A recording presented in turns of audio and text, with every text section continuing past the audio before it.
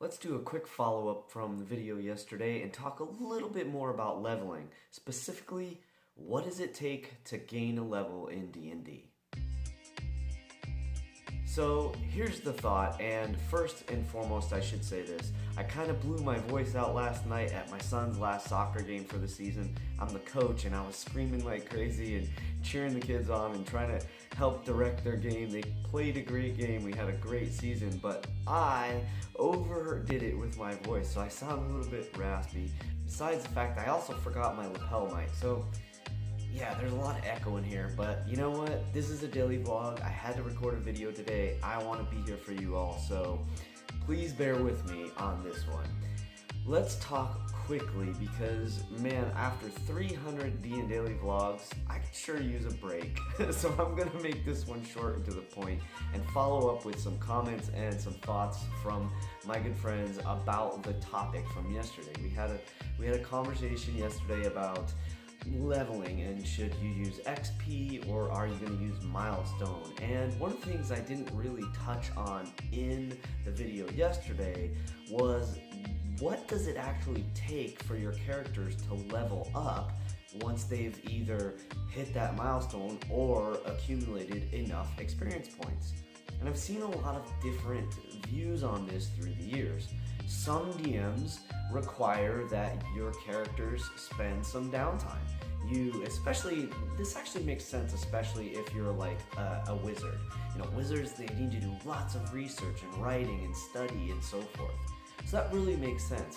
If you're playing one of the divine classes, like maybe a cleric, perhaps a druid or paladin, maybe even a monk, I suppose. Maybe they're spending time meditating, reflecting, and so forth. With the martial classes, you know, maybe they need a dedicated focus to perfect their new technique and so forth. That's how some DMs handle it, is you have to take downtime in order to gain level. Some DMs require nothing more than a long rest. Basically, you've gotten to a point where you've accumulated more knowledge, you've accumulated more skill, you've been testing and practicing, and now you're ready to implement them. And it takes you that time of, you know, rest and relaxation of 8 hours, and then you're sort of ready to go with these new skills, abilities, spells, and so forth.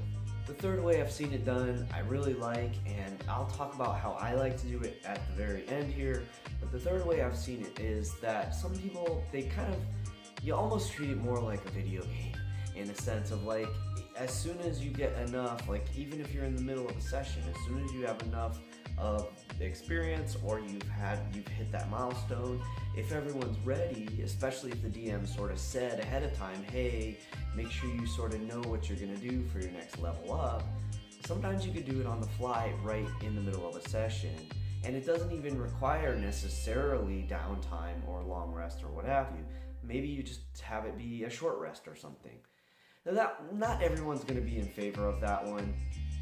My personal opinion is this. Oh, I should say, actually Hulk, who's of course played by Austin, so Austin, I really should say, Austin made a great suggestion, is that from his perspective, you know, the fighters, the warriors, they're sort of like, they're practicing their skills every day, right? And they're implementing them every day. But maybe what gaining that next level signifies is, now you're ready to sort of take that risk and try that trickier move.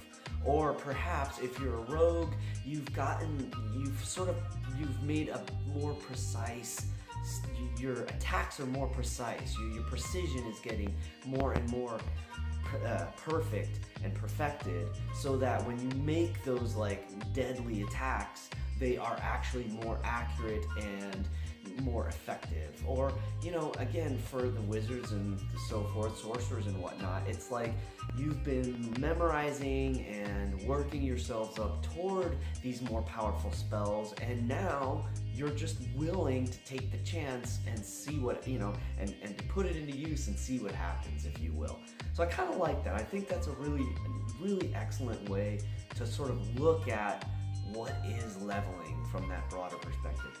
Me personally, I've kind of been going in a lot of different ways. I have never actually required any of my players to have downtime activities. In fact, the way the campaigns I've been running so far, they haven't really afforded downtime yet. I would love to see that for the characters. I think it would be interesting for the players as well as for the characters these players are using and running, but it just hasn't come up. And so for me, it's been a lot more of milestone when they've achieved a certain objective or they've achieved a certain goal, or when they've progressed so much, where they've had so many encounters and so much action, let's call it. I feel like, you know what, they just, through that practice of actually using their skills, their abilities, their spells, and so forth, they're just getting better. I mean, that's what happens in real life, in our real world. We practice a thing for so long, and then we just notice, oh, we're getting better. And so I think leveling to me just signifies that, yes, your practice has paid off, and those skills and techniques you've been practicing now are actually effective. They now actually, they work the way you want them to. So that's how I see leveling. Anyway, I wanted to follow up on yesterday. Thank you for being here. I'll see you tomorrow with another DnDaily vlog video. In the meantime, keep rolling 20s, and remember, it's your game.